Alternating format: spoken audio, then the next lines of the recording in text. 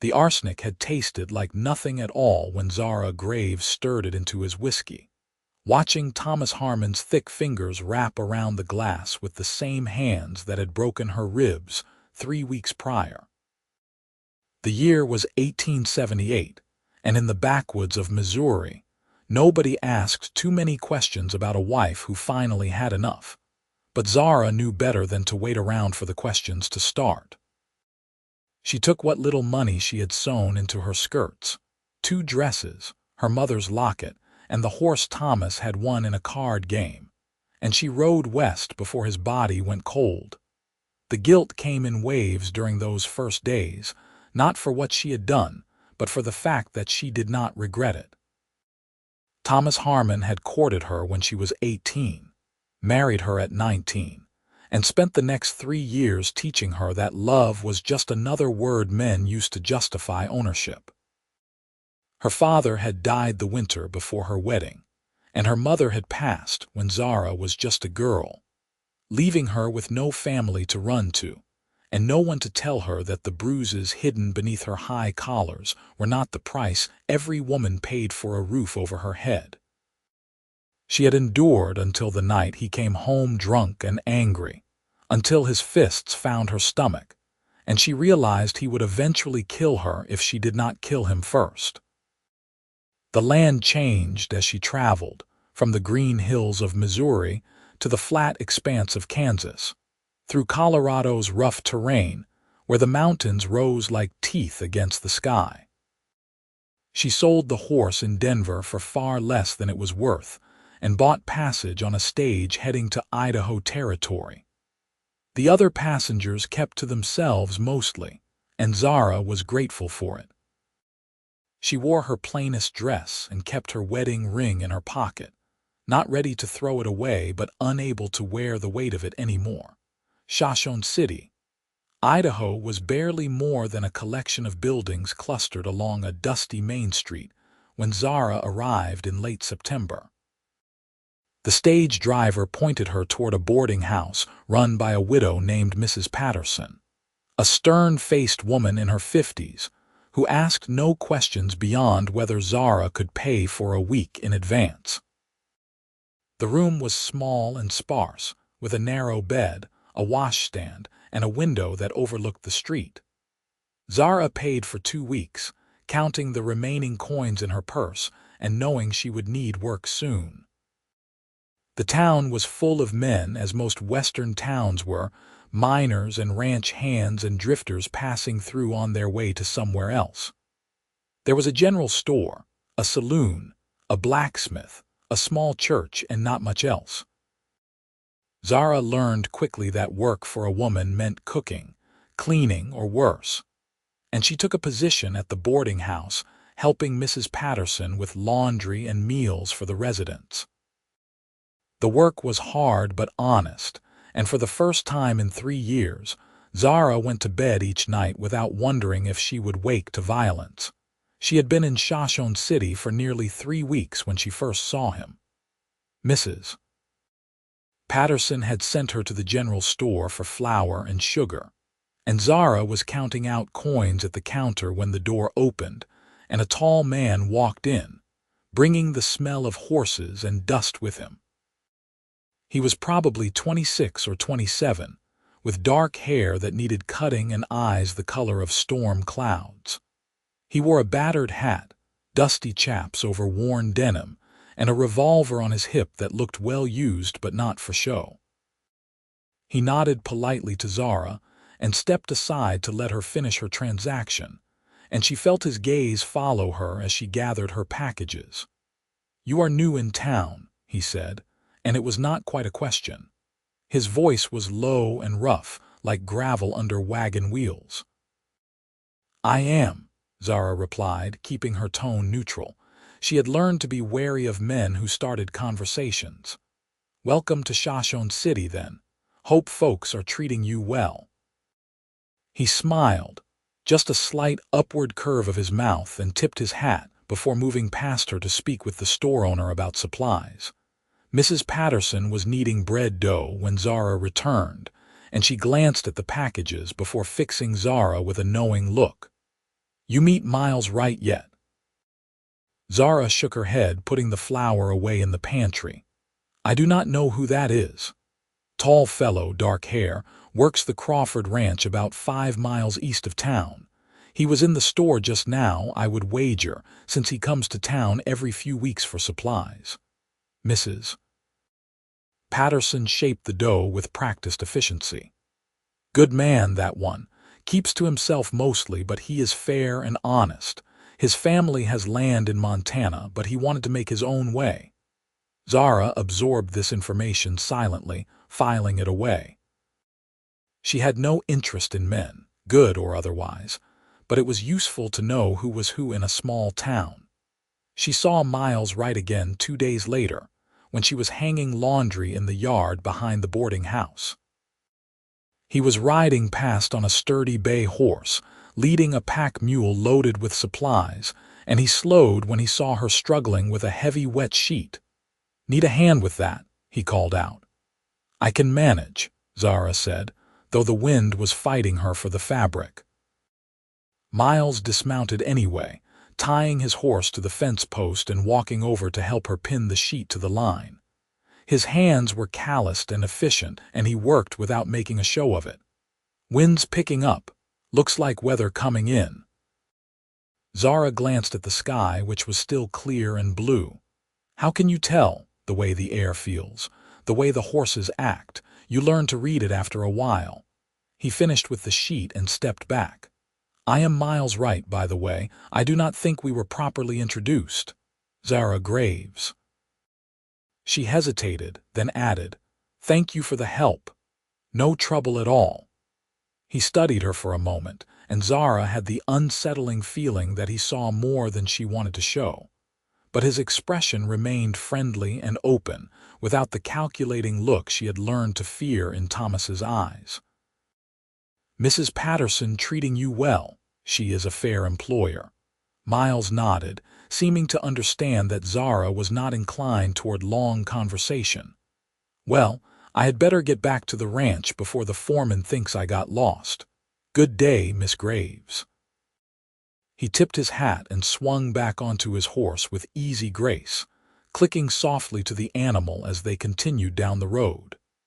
That night, Zara lay in her narrow bed and thought about storm-gray eyes and calloused hands that helped without being asked. She thought about the way Miles had kept a respectful distance, the way he had not pressed when she kept her answers short.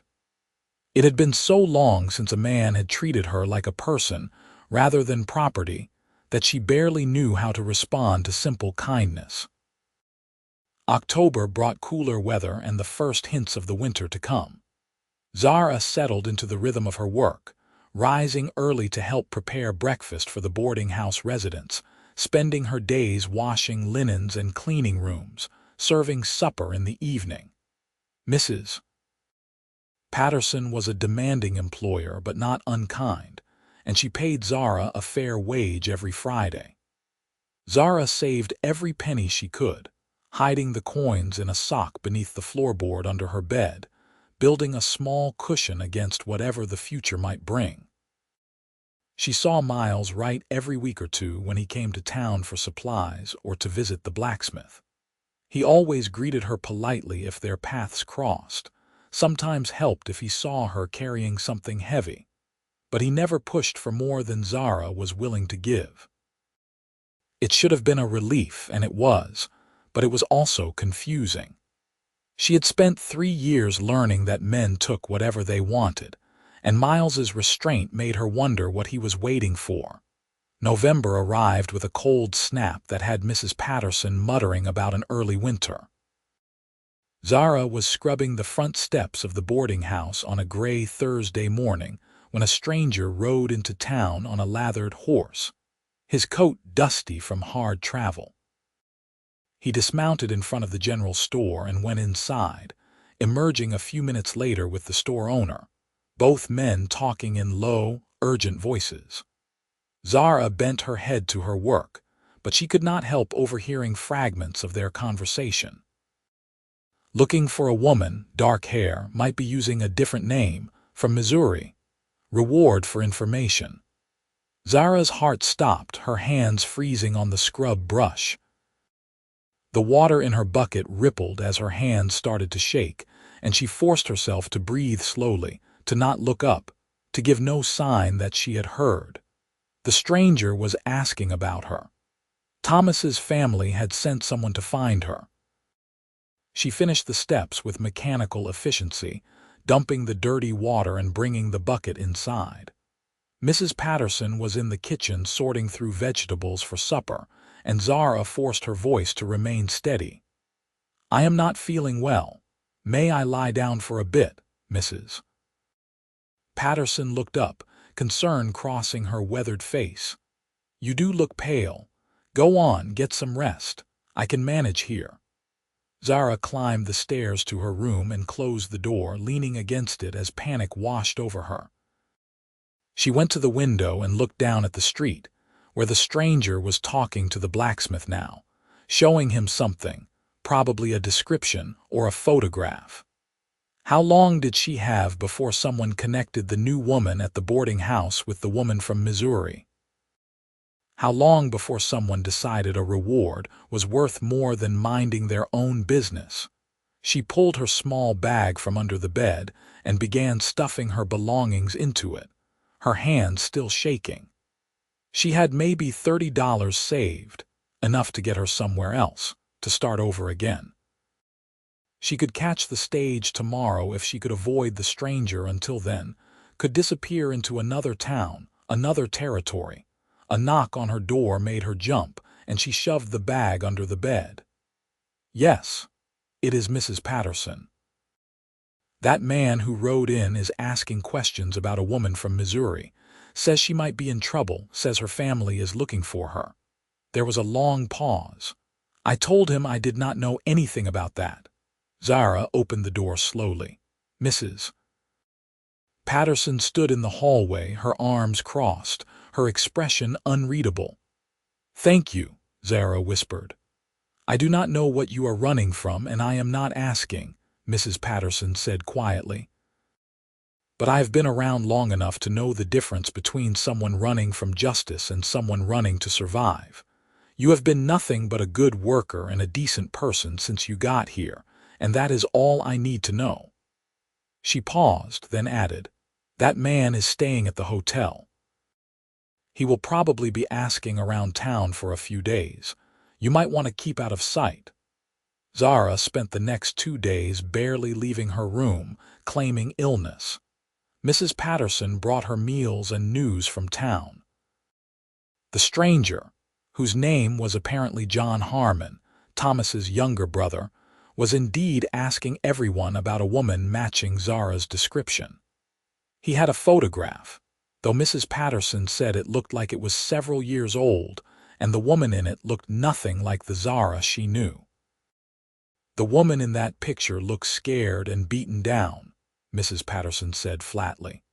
"You look like someone who found their spine." On the 3rd day, Mrs. Patterson reported that Miles Wright had come to town and had a long conversation with John Harmon at the saloon. Zara's stomach twisted with betrayal and fear. Miles had seen her, talked to her, knew she was new in town. Of course he would tell. Why would he protect her? But that evening, Mrs. Patterson brought surprising news. Miles told that Harmon fellow that he had been in Shoshone City for 2 years and knew everyone in town, and there was no woman from Missouri here. Sent him heading north toward Boise City, said he might have better luck there. Zara stared at her. "Why would he do that?" Mrs. Patterson shrugged. "Maybe you should ask him yourself. He is downstairs asking if you are well enough for a visitor." Zara's first instinct was to refuse, but curiosity and something else, something that felt dangerously like hope, made her nod. She smoothed her hair and went downstairs, finding Miles in the front parlor, his hat in his hands. He stood when she entered, his gray eyes searching her face. "Miss Graves, I am glad to see you are feeling better."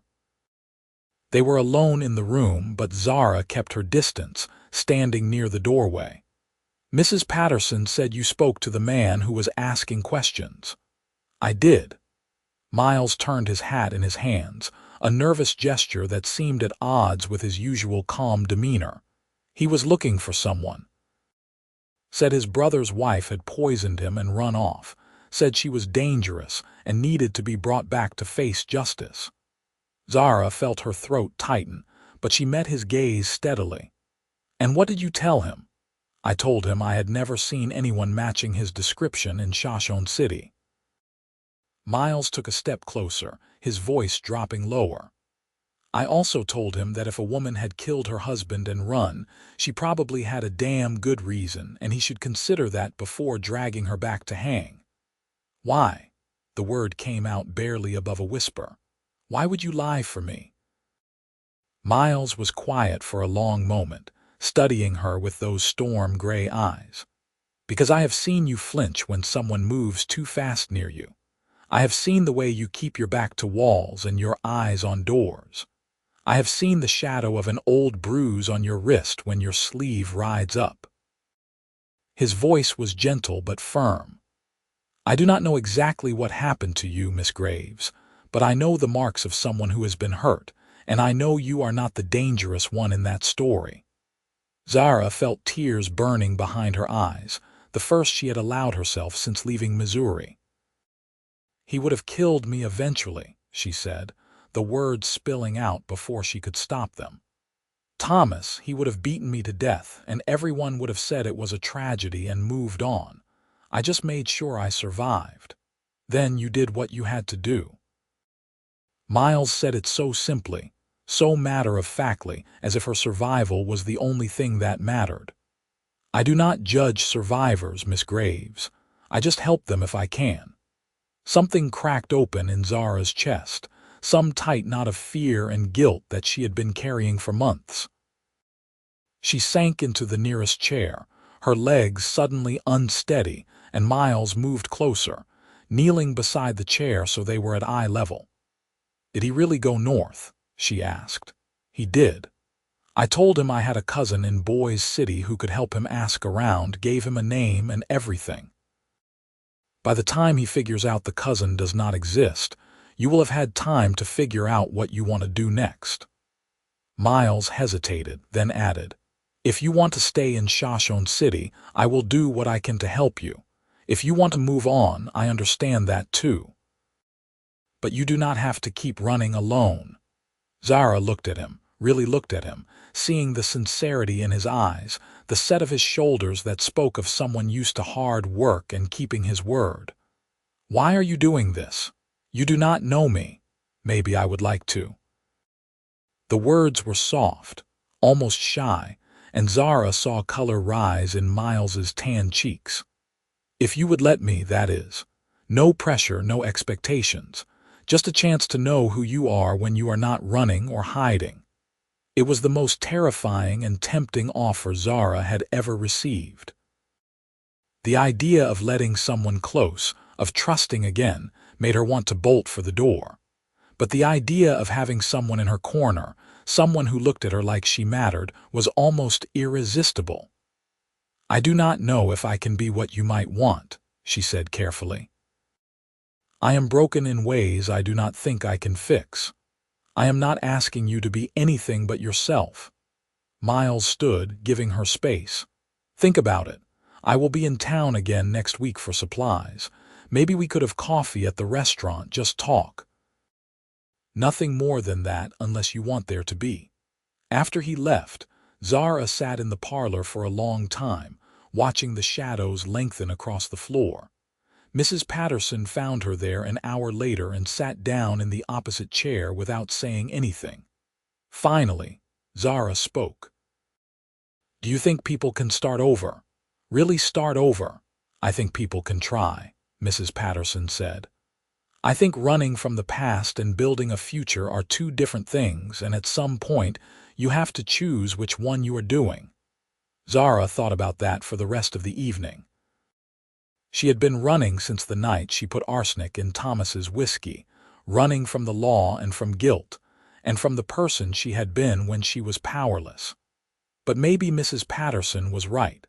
Maybe it was time to stop running and start building.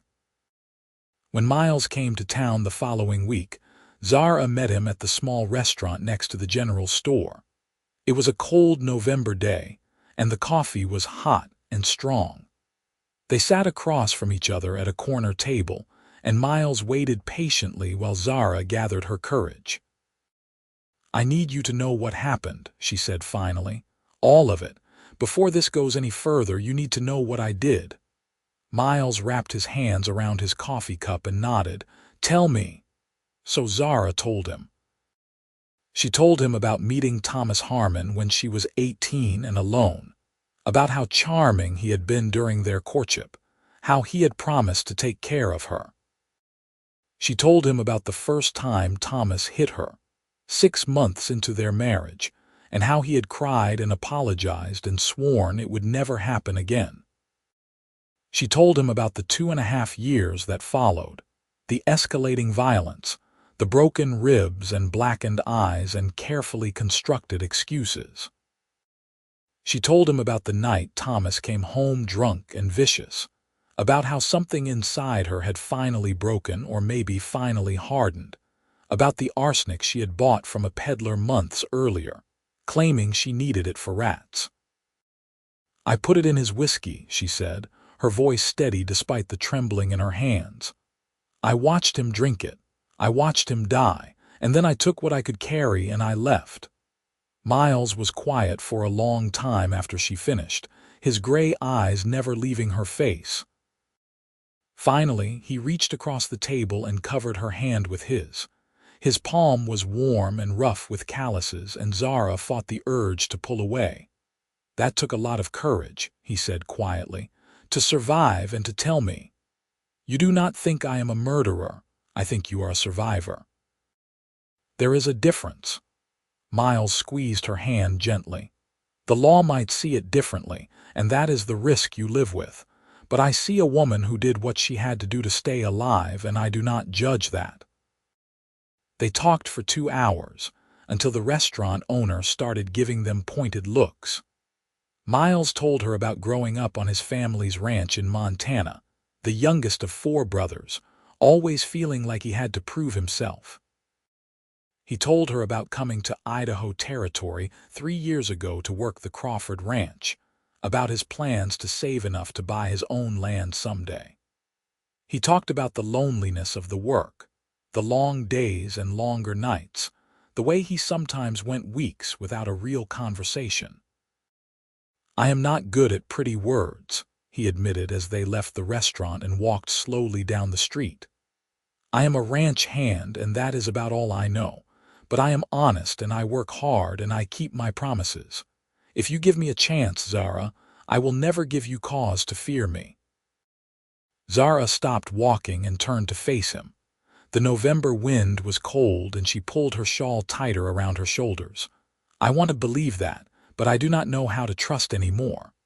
"Then we will take it slow," Miles said. "As slow as you need. I am not going anywhere." Over the next few months, Miles proved himself to be a man of his word. He came to town every week or two, and he always made time to see Zara. They took walks along the edge of town when the weather allowed, talking about everything and nothing. Miles told her stories about the ranch, about the ornery cattle and the wild horses he helped break, about the harsh beauty of Idaho winters. Zara told him about her childhood in Missouri, about her mother who had loved books and taught Zara to read, about her father who had been a carpenter and made beautiful things with his hands. They did not talk much about Thomas or the past. Miles seemed to understand that Zara needed to focus on the present, on building something new rather than picking apart something dead and gone.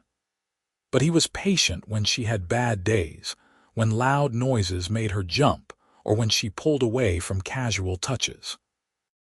He never pushed, never demanded more than she could give.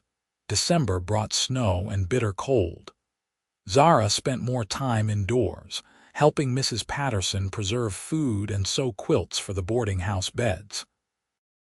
Miles came to town just before Christmas with a package wrapped in brown paper, which he gave to Zara with uncharacteristic shyness. "It is not much," he said as she unwrapped it, "but I thought you might like it." Inside was a book, the leather cover worn but well cared for. Zara opened it carefully and saw it was a collection of poetry, the pages marked and annotated in a careful hand. "This is yours," she said, recognizing the handwriting from notes Miles had written her. "It was my mother's," Miles said. "She loved poetry, used to read to us boys when we were young. I want you to have it." Zara felt tears prick her eyes. She knew what it meant, that he was giving her something so personal, something that connected him to his family and his past. "Miles, I cannot take this. It is too precious. That is why I want you to have it." He touched her hand briefly, a gentle brush of fingers. "You are precious to me, Zara. I want you to know that." It was the most direct he had been about his feelings, and Zara felt her heart race with a mixture of fear and something that might have been joy. "I care about you too," she whispered. "More than I thought I could care about anyone again." Miles smiled, and it transformed his usually serious face into something warm and open. "That is all I need to hear." Christmas in Shoshone City was a quiet affair. Mrs. Patterson put up a small tree in the boarding house parlor and made a special dinner for the residents. Miles was invited, and he sat next to Zara at the table, their shoulders almost touching. After dinner, he asked if she would walk with him despite the cold, and Zara bundled up in her warmest shawl and followed him outside. The night was clear and freezing, stars scattered across the black sky like diamonds.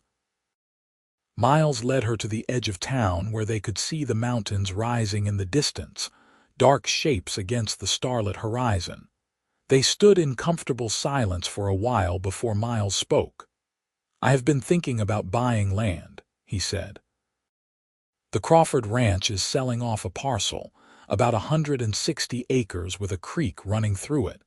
It is good grazing land, could support a decent herd. I have almost enough saved to make a down payment." Zara looked at him, seeing the excitement in his eyes despite his measured tone. "That is wonderful, Miles. You have been working toward that for so long." "I have."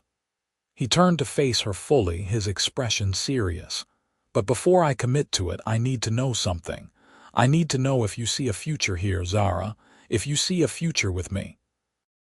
The question hung in the frozen air between them. Zara had been expecting it, had known it was coming, but hearing it still made her heart pound. "I am afraid," she admitted. "I am afraid of trusting again, afraid of being trapped, afraid of becoming that person I was with Thomas." "You could never be that person again," Miles said firmly. "Because you are not the same woman who married Thomas Harmon. You are stronger now, Zara. You know your own worth, and I would never try to take that from you."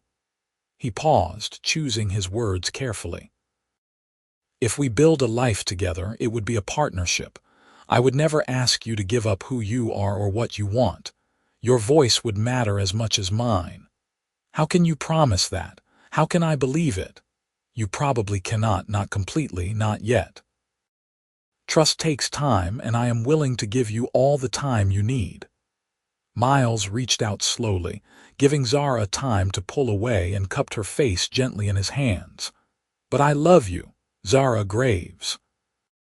I have loved you since you told me the truth about what you did and why, since I saw how brave you are beneath all that fear. I want to build a life with you, have a family with you, grow old with you, but only if that is what you want too." Zara felt tears freeze on her cheeks in the cold air. No one had ever spoken to her like this, with such honesty and vulnerability. Thomas had made promises too, but they had been pretty lies designed to trap her. Miles's words felt different, solid and real, like the earth beneath her feet. "I love you too," she whispered, and saying it felt like stepping off a cliff, terrifying and exhilarating. "I am still scared, but I love you." Miles kissed her then, soft and gentle, asking rather than taking. Zara leaned into him, letting herself feel safe for the first time in years. When they finally pulled apart, both of them were smiling despite the cold.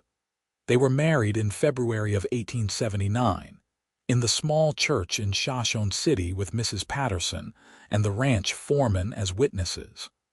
Zara wore a new dress the color of sage, and Miles wore his best shirt and a nervous smile. The preacher was an elderly man who kept the ceremony short and simple, and when he pronounced them husband and wife, Zara felt a mixture of joy and terror that made her hands shake as Miles slipped a simple gold band onto her finger. "I promise I will spend every day proving you made the right choice," Miles said quietly as they left the church. "I promise I will try to believe you," Zara replied, and she meant it. They moved into a small cabin on the land Miles had purchased, a rough structure that needed work but had good bones. Zara threw herself into making it a home, sewing curtains for the windows, planting a garden in the spring, learning to cook on the temperamental stove. Miles worked long hours building fences and clearing land, coming home exhausted but always with a smile for Zara, always willing to talk about their day over supper. It was not always easy. There were nights when Zara woke from nightmares about Thomas, when she lashed out at Miles in her sleep, still fighting her dead husband.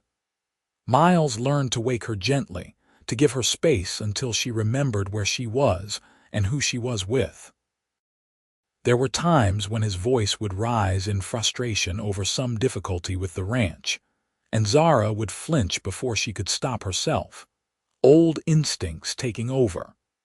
Miles learned to watch his volume, to step back and take a breath when he felt anger rising.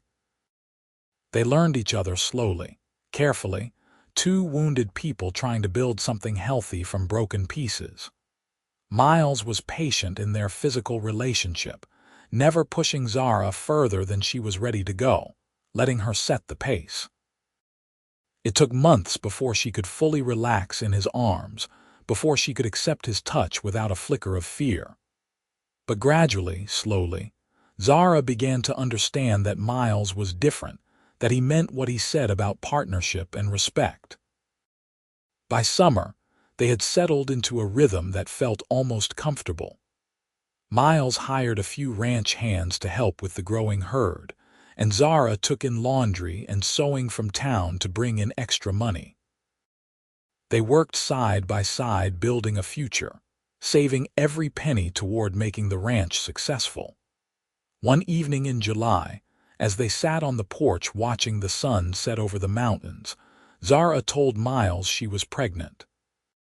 She had suspected for a few weeks, but had been afraid to say it out loud, afraid of what it might mean. Miles went very still, his gray eyes searching her face.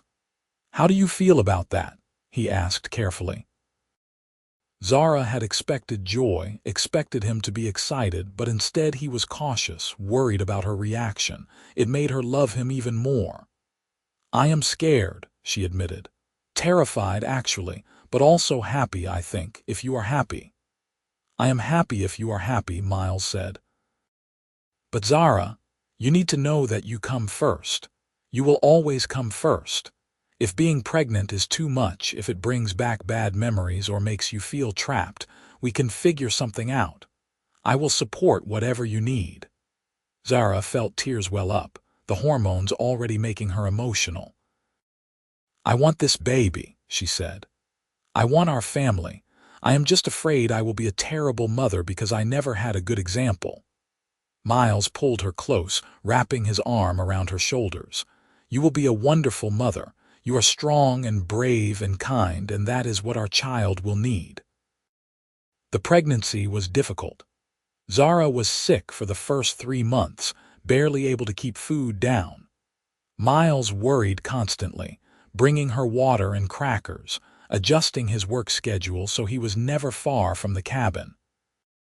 As her belly grew, Zara found herself struggling with memories of Thomas, of the time early in their marriage when she had been pregnant and lost the baby after he pushed her down the stairs. She had nightmares about losing this child too, about history repeating itself. Miles held her through the fears, talking to her about the future, about teaching their son or daughter to ride, about passing on his mother's poetry collection. He built a cradle from smooth pine wood, carving little animals into the sides.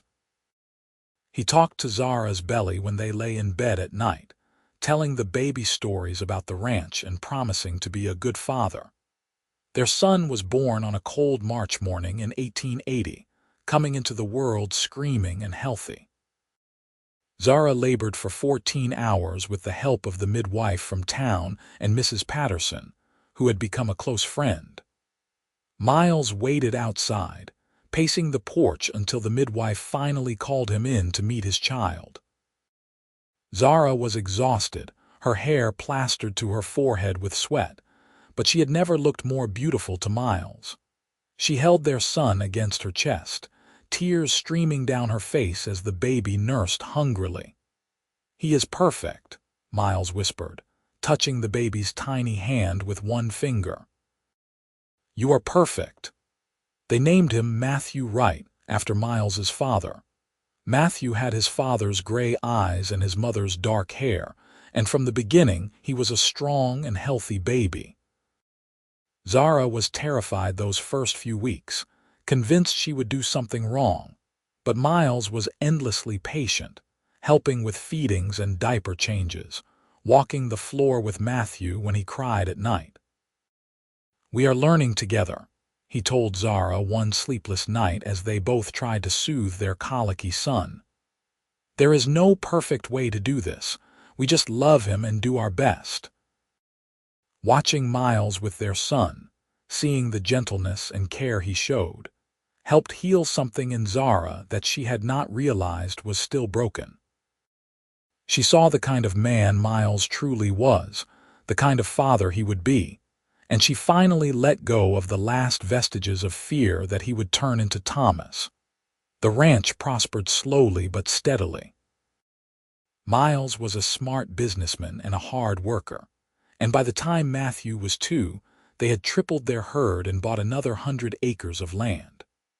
Zara kept the books and managed the household, raised their son and maintained a garden that supplied vegetables all summer and preserves all winter.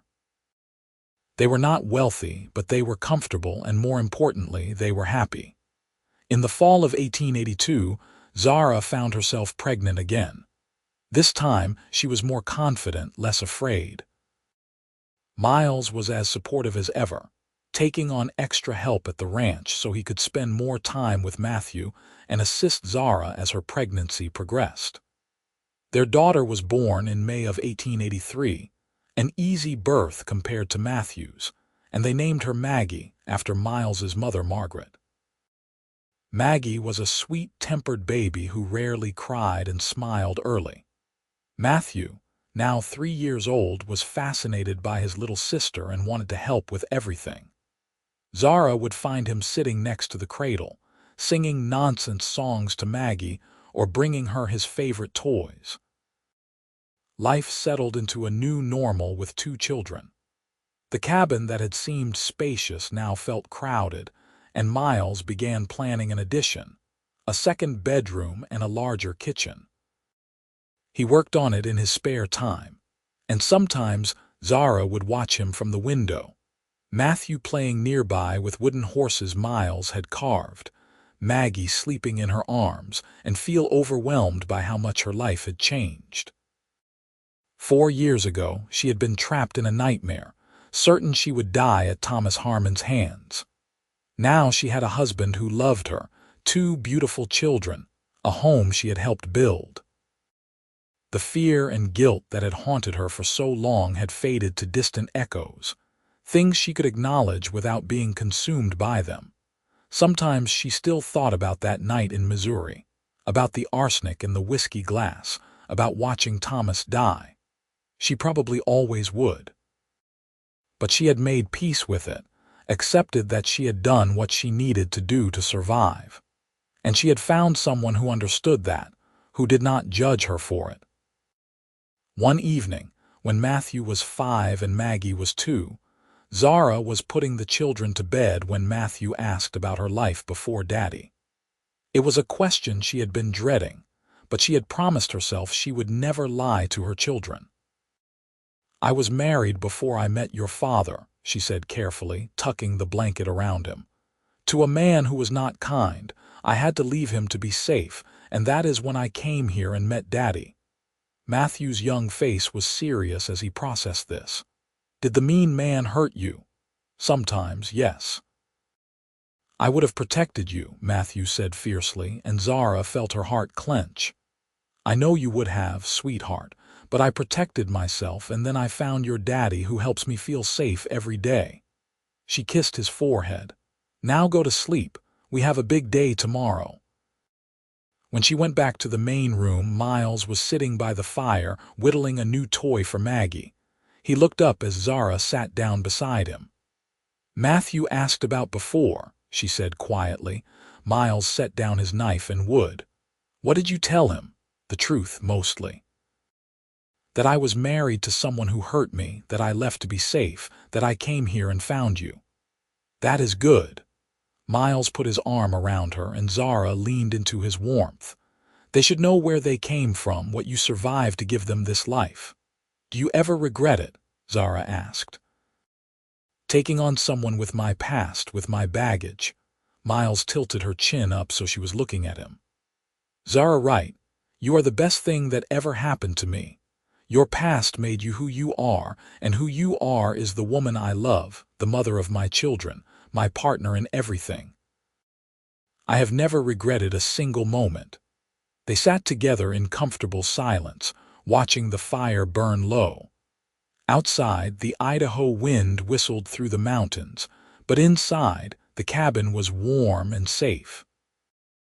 Zara thought about all the miles she had traveled, all the fear she had faced, all the courage it had taken to survive and then to live again. And she was grateful for every step that had led her here, to this place, to this man, to this life. The years continued to pass in the rhythm of ranch life. Matthew grew into a serious, thoughtful boy who loved helping his father with the cattle and listening to his mother read from the poetry collection that had been Miles's mother's. Maggie was more outgoing, with a wild streak that had both parents constantly watching to make sure she did not get into too much trouble. She loved horses with a passion that rivaled her father's and was riding by herself at 4 years old, her dark curls streaming behind her as she galloped around the pasture on her patient pony. The ranch continued to grow. By 1887, Miles employed 6 ranch hands year-round and twice that during roundup season. They had expanded the cabin into a proper house with 4 bedrooms, a spacious kitchen, and a parlor with large windows that looked out over the mountains. Zara had decorated it with care, making it a real home with curtains she had sewn, furniture Miles had built, and small touches that reflected their family. Mrs. Patterson passed away peacefully in her sleep in the winter of 1888, and Zara mourned the loss of her first friend in Shoshone City, the woman who had protected her when she needed it most. Miles held her through her grief, understanding what Mrs. Patterson had meant to Zara's survival and her fresh start. That spring, a circuit judge came through Shoshone City, and Miles convinced Zara to meet with him privately. The judge listened to Zara's story with a sympathetic ear and told her that while what she had done was technically murder, no jury in the territory would convict a woman who had been defending herself from an abusive husband, especially since Thomas Harmon was dead and could not contradict her account. He filed paperwork documenting Zara's self-defense claim, and while it was not a pardon, it was enough to ease the last of Zara's fears about being dragged back to Missouri to hang. "You are free," Miles told her that night, holding her close. "Really, truly free." Zara felt something loosen in her chest, some final knot of anxiety that she had carried for a decade. She was free, not just legally but emotionally, no longer running from her past but standing firm in her present. In 1889, Idaho became a state, and there was a celebration in Shoshone City that lasted for 3 days. The Wright family attended, Matthew now 9 and Maggie 6, both children excited by the festivities. Miles served punch at the community picnic while Zara helped organize the food tables, and they watched their children play with the other town kids, secure in the knowledge that this was their home, their community, their future. As Matthew grew older, he showed an interest in learning beyond what the small schoolhouse in Shoshone City could offer. Miles and Zara discussed sending him to a larger town for advanced schooling, but Matthew surprised them both by saying he wanted to stay on the ranch, to learn the business and eventually take it over. He had his father's practical nature and his mother's sharp mind, and by the time he was 14, he was managing parts of the ranch operation with impressive skill. Maggie, on the other hand, was restless with ranch life. She loved the horses and the open spaces, but she also craved adventure and new experiences. She talked about traveling, about seeing cities and oceans, about a world beyond the mountains that surrounded their valley. Zara saw herself in Maggie's wanderlust, that need to define yourself outside the boundaries others set for you, and she encouraged her daughter's dreams even as part of her hoped Maggie would stay close. In 1895, when Matthew was 15 and Maggie was 12, Zara discovered she was pregnant again. At 36, she had thought her childbearing years were over, and the news was both surprising and worrying. Miles was concerned about the risks of a pregnancy at her age, but Zara felt strangely calm about it, trusting her body and the experienced midwife who had delivered both their other children. Their second daughter, Mary, was born in early 1896, a tiny but healthy baby who had her father's gray eyes and a surprisingly strong voice for someone so small. Matthew and Maggie were both enthralled with their baby sister, fighting over who got to hold her and help care for her. Watching her older children with the baby, Zara felt a deep contentment. This was the family she had built from the ashes of her first marriage, the life she had fought and sacrificed and survived to create. Miles turned 40 that year, his dark hair now streaked with silver, his face lined from years of outdoor work.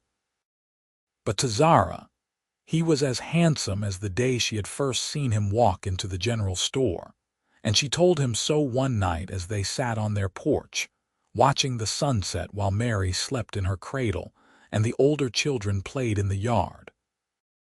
"I love you more every year," she said, taking his hand. "I did not think that was possible, but it is true." Miles smiled, that slow, warm smile that still made Zara's heart skip. "You are my whole world, Zara Wright. You and those kids. Everything I do, everything I am, it is all for this family."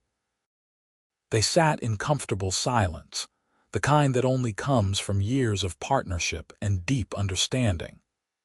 Zara thought about the scared woman who had ridden into Shoshone City 17 years ago, looking over her shoulder and expecting to be dragged back to Missouri at any moment. She thought about the courage it had taken to let Miles in, to trust again, to build a life instead of just surviving. And she thought about all the years ahead, watching their children grow, growing old with the man beside her, living the life she had fought so hard to claim. Matthew took over more of the ranch operations as he got older, working alongside his father with an easy competence that made both parents proud. He was courting a girl from town, Sarah, the daughter of the blacksmith, a sweet-faced young woman who seemed genuinely fond of Matthew's serious nature. Zara liked her and welcomed her into their home for Sunday dinners and holidays. Maggie, true to her restless spirit, left for Denver when she turned 18 in 1901 to attend a school for teachers. It was hard for Zara to let her go, but Miles reminded her that they had raised their children to be strong and independent, and that meant letting them find their own paths. They received letters from Maggie every week, full of stories about her classes and the city and all the new things she was experiencing. Zara read each one multiple times, proud of her daughter's courage and ambition. Mary grew up as the baby of the family, doted on by everyone but somehow remaining level-headed and kind. She was a perfect blend of her parents, with her father's steadiness and her mother's strength. She loved helping in the garden and learning to cook, but she also loved riding with her father and working with the cattle. She was curious about everything and asked questions constantly, keeping both Zara and Miles on their toes. In 1903, Matthew married Sarah in a beautiful ceremony at the church in Shoshone City. The whole town attended, a testament to how respected the Wright family had become in the community. Matthew and Sarah moved into a cabin they built on the ranch property, and Sarah fit seamlessly into the family, helping Zara with the household work and bringing a gentle kindness that balanced Matthew's intensity. Zara became a grandmother in 1904 when Sarah gave birth to a son they named Michael. Holding her grandson for the first time, Zara felt the weight of all the years and all the struggles that had led to this moment. This baby would never know hunger or fear or violence. He would grow up surrounded by love and safety, would know his grandfather as a kind and gentle man, would never have to wonder if the people who were supposed to protect him would hurt him instead. "You are going to be a wonderful grandmother," Miles told her, watching her cradle the baby. "I hope so," Zara said softly.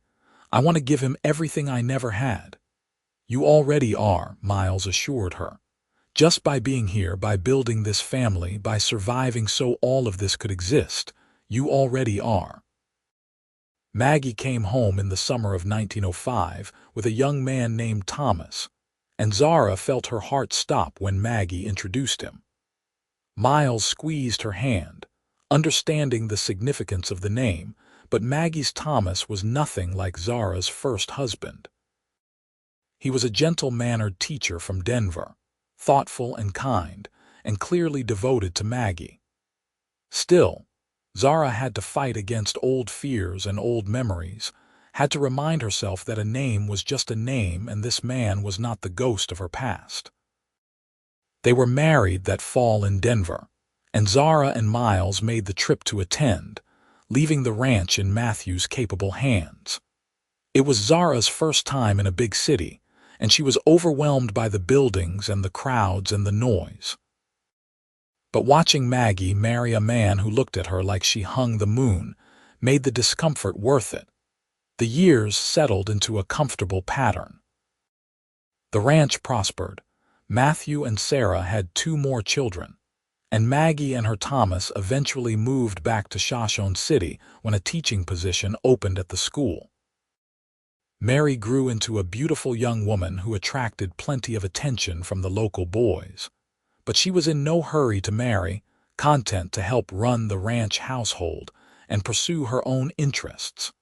Miles turned 56 in 1909, and Zara was 50.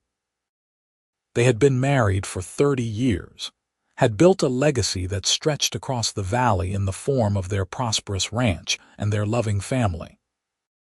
Zara's dark hair was now liberally streaked with white, and Miles's was almost completely silver, but they still sat on the porch together every evening when the weather allowed, watching the sunset and talking about their day. "Do you ever think about what might have happened if you had not helped me that day?" Zara asked one evening. "If you had told John Harmon the truth instead of sending him north?" Miles was quiet for a moment, considering. "I try not to think about that," he said finally. "Because I cannot imagine my life without you, and thinking about a world where we never got together is too painful." "I would probably be dead," Zara said matter-of-factly. "Thomas's family would have dragged me back to Missouri and I would have hanged for murder. My whole life would have ended at 20. But it did not," Miles said firmly, taking her hand. "You survived, Zara. You made the choice to survive, and then you made the choice to live, to love, to build this beautiful life. That took more courage than anything I have ever done." Zara leaned her head on his shoulder, feeling the solid warmth of him, the steady presence that had been her anchor for 3 decades. "I could not have done any of it without you. You taught me that not all men are like Thomas, that love does not have to mean fear." "And you taught me what real strength looks like," Miles replied. "You are the strongest person I have ever known, Zara Wright." In 1912, Mary married a young rancher from the next valley over, a hard-working man named David who reminded Zara a little of a younger Miles. They settled on his family's ranch, close enough that Zara and Miles could visit regularly, but far enough that Mary had her own space to build her own life. With all 3 children married and settled, the house felt quiet, almost too quiet after years of noise and activity. But there were grandchildren who visited regularly, filling the rooms with laughter and chaos. Matthew and Sarah had 4 children now, Maggie and Thomas had 3, and Mary had just had her first baby, a daughter. Zara loved being a grandmother, loved spoiling the children, and then sending them home to their parents. Miles built toys and carved animals for each grandchild, maintaining the tradition his own father had started. The ranch was now primarily run by Matthew, with Miles serving more as an advisor than an active manager. His body was slowing down, joints stiff from decades of hard work, but his mind was still sharp, and he enjoyed teaching his grandsons about cattle and horses and land management. Zara had slowed down too, content to tend her garden and sew quilts for her grandchildren, to read and cook and enjoy the fruits of the life she had built.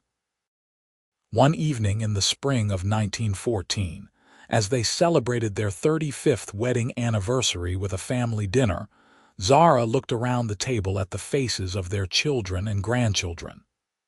Matthew, now 34, serious and capable, so much like his father.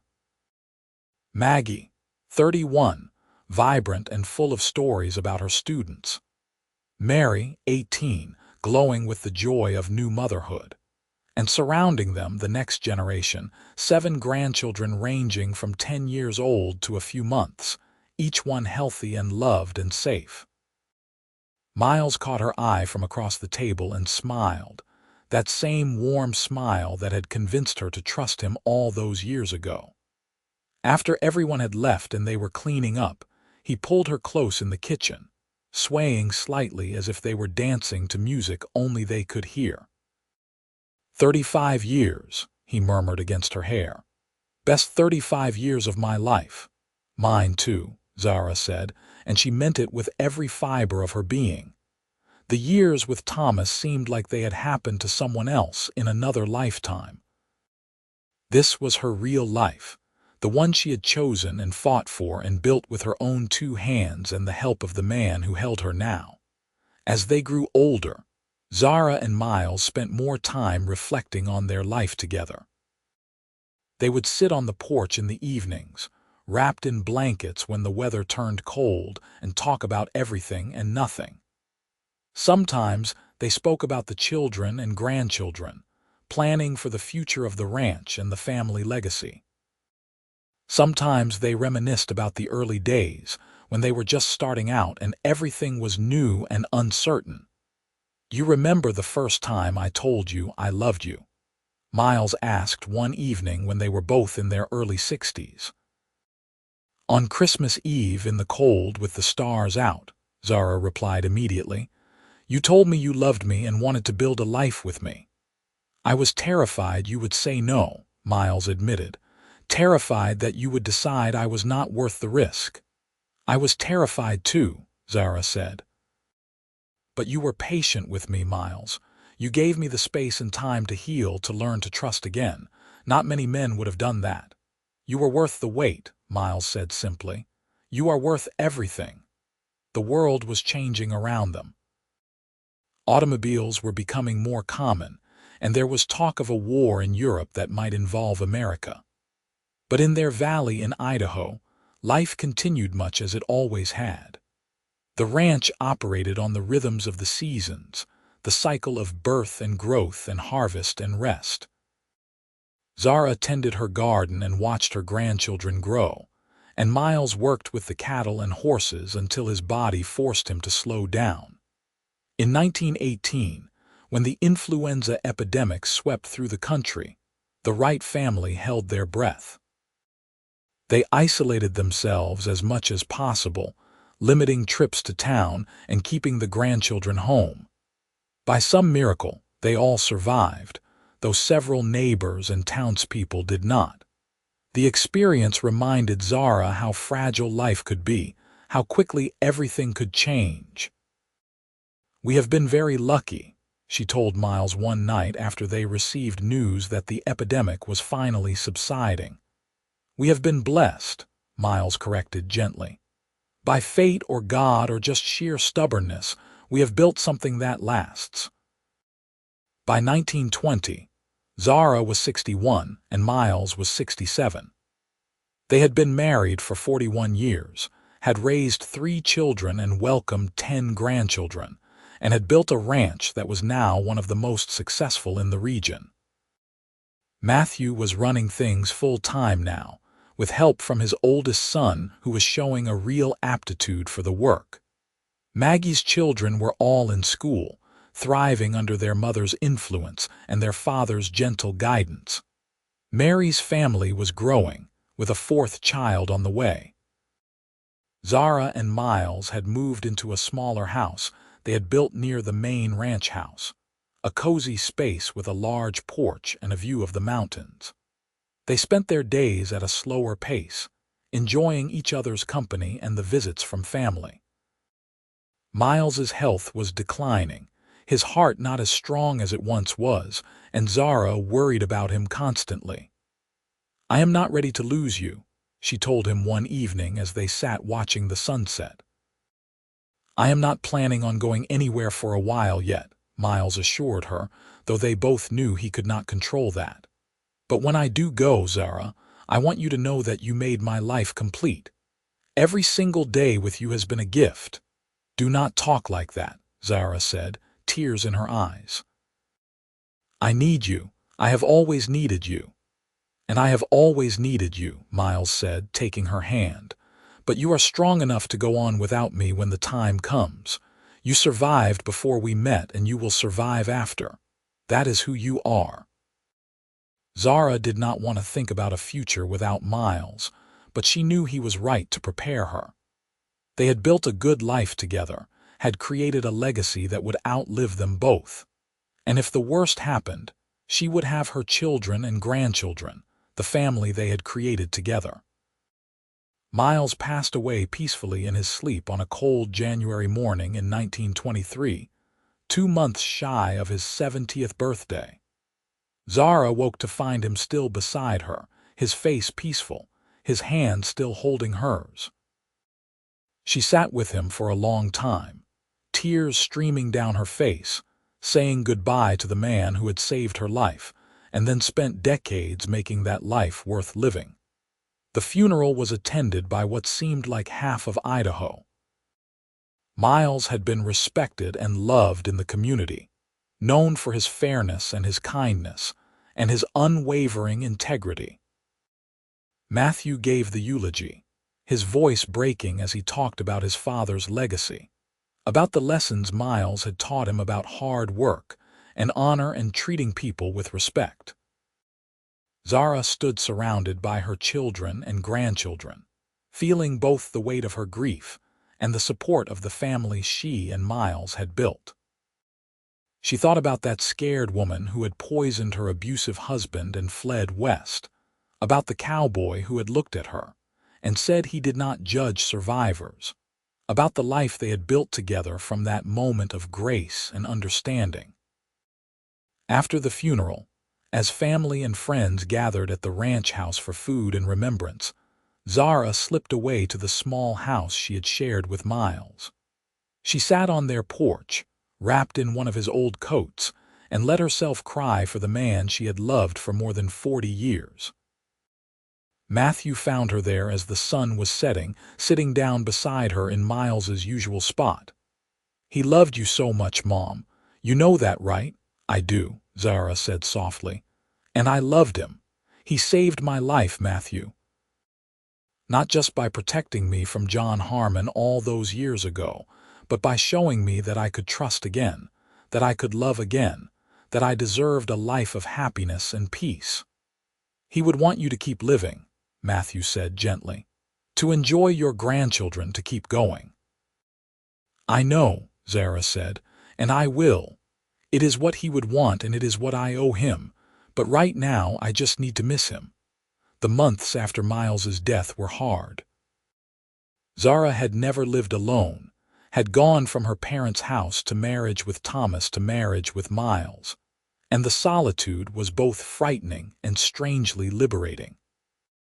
Her children wanted her to move in with one of them, but Zara insisted on staying in the small house, needing the connection to Miles and the memories they had made there. She found comfort in her grandchildren, who visited often and filled the quiet house with noise and laughter. She taught the older ones to cook and sew, told them stories about their grandfather, about the ranch in the early days, about survival and strength and love. She avoided talking about Thomas, about her first marriage, feeling that those stories were too dark for young ears. But she told them about Miles, about his kindness and his patience, about the way he had loved their grandmother and built this family. As the years passed, Zara found a new rhythm to her life. She was not just surviving without Miles, she was living, honoring his memory by continuing to engage with the world and the family they had built. She attended church services, participated in community events, babysat her great-grandchildren as they started arriving. She maintained the garden Miles had helped her plant, tended the flowers he had loved, kept their home the way he would have wanted it. On their 50th wedding anniversary, which would have been in February 1929, Zara asked her family to gather at the ranch. She had something she wanted to tell them, something she had never fully shared before. With all 3 of her children and many of her grandchildren assembled in the main ranch house, Zara took a deep breath and told them about Thomas Harmon, about the abuse she had endured, about the night she had put arsenic in his whiskey and fled west. The room was silent when she finished, her children and grandchildren processing what they had heard. Finally, Matthew spoke. "You did what you had to do to survive, Mom. Dad always said you were the bravest person he knew, and now I understand why. I wanted you all to know the truth," Zara said. "I wanted you to understand that your grandfather saw me at my lowest, knew the worst thing I had ever done, and loved me anyway. He taught me that survival is not something to be ashamed of, that doing what you must to stay alive is an act of courage, not cowardice. And I want all of you, especially the young women in this family, to know that you never have to accept violence or abuse from anyone. You always have a choice, and you always have family who will support you." It was a powerful moment, one that would be remembered and passed down through generations of the Wright family. Zara's granddaughters especially took the lesson to heart, understanding that the peaceful, prosperous life they enjoyed had been bought with their grandmother's courage and their grandfather's compassion. Zara lived to the remarkable age of 83, passing away peacefully in her sleep in the summer of 1942. She had lived long enough to see her great-grandchildren grow, to see the ranch continue to prosper under Matthew's management, and then his sons, to see the legacy she and Miles had built flourish beyond anything they could have imagined. She died in the same house where Miles had passed almost 20 years earlier, surrounded by photographs of her family and the poetry book that had been his mother's, and then his gift to her. At her funeral, which was held on a beautiful July day, Matthew spoke about his mother's incredible life. He talked about her strength and resilience, about the courage it had taken to escape an abusive marriage and start over in a new place.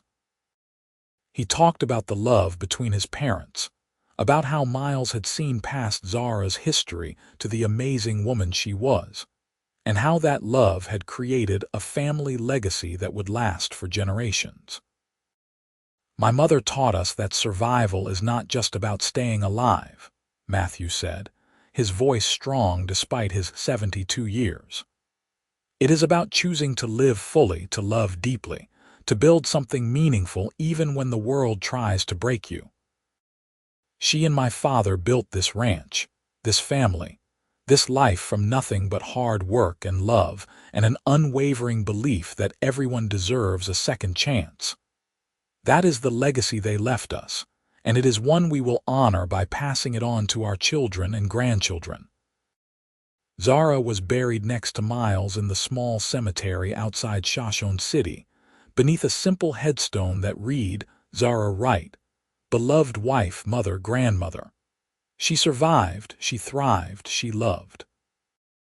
It was a fitting epitaph for a woman who had traveled so far and overcome so much, who had transformed herself from a frightened victim into a strong, loving matriarch who shaped the lives of everyone who knew her.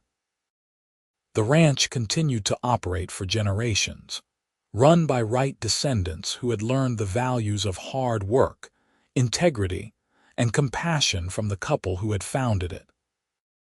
The story of Zara and Miles became part of family lore, told and retold to each new generation as a reminder that love can heal even the deepest wounds, that courage comes in many forms, and that sometimes the best thing you can do for someone is to see them for who they truly are and say, without judgment or hesitation, "I do not judge survivors." In the years that followed, as the 20th century unfolded with all its changes and challenges, the Wright family remained rooted in the values Zara and Miles had established. When great-granddaughters faced difficult marriages, they remembered Zara's story and found the courage to leave. When great-grandsons struggled with the weight of expectation, they remembered Miles's patience and compassion. The legacy was not just the land or the ranch or the material wealth they had accumulated.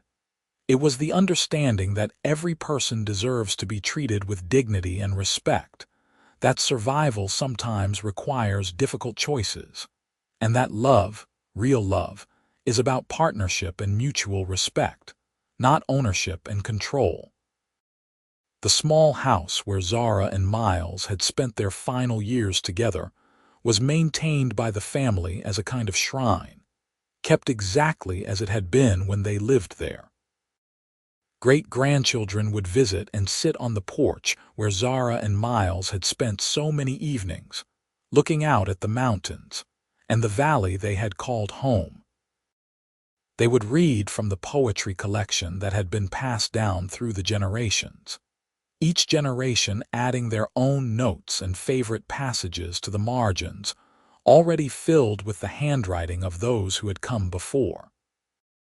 And sometimes, on quiet evenings when the wind whispered through the Idaho mountains, it almost seemed like you could hear the echo of their voices, the low rumble of Miles's laugh, and the soft warmth of Zara's response. Two people who had found each other against all odds and built something that would outlast them both. A cowboy who did not judge survivors and a woman who had done what she needed to do to live, together creating a love story that proved redemption was possible, that second chances were real, and that sometimes the bravest thing you can do is trust again after the world has taught you that trust is dangerous. Their story was one of survival and love, of finding light in darkness and building a future from the ashes of the past. It was a story that began with poison and flight and fear, and ended with children and grandchildren and great-grandchildren, with a legacy of love and strength that touched everyone it reached. It was a story that reminded everyone who heard it that no matter how dark your past, no matter what you have done to survive, you deserve a chance to build a better future, and you deserve someone who will stand beside you and say, without hesitation or judgment, "I see you, I believe you, and I will help you." That was what Miles had given Zara all those years ago in Shoshone City, and what Zara had given back to him, a partnership built on mutual respect and understanding, a love that transcended the violence of the past and created something beautiful and lasting. And in the end, that was all anyone could ask for, to be seen and accepted and loved for exactly who they are, scars and all, and to build a life worth living with someone who makes you believe that better days are always possible.